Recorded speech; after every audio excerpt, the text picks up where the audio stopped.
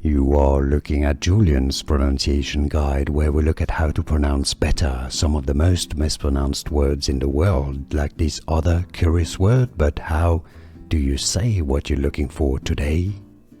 Let's learn how to pronounce this very interesting word.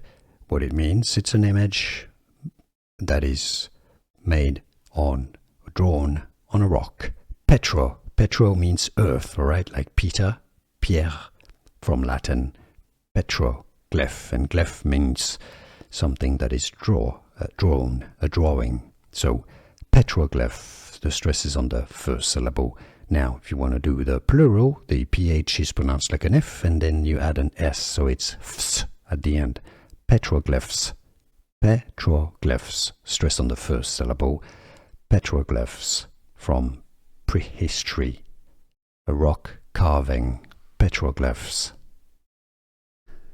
Here are more videos on how to pronounce more confusing words and names too many mispronounced. Like this video if you found it useful. I appreciate your support. I'll see you soon, and thanks for watching.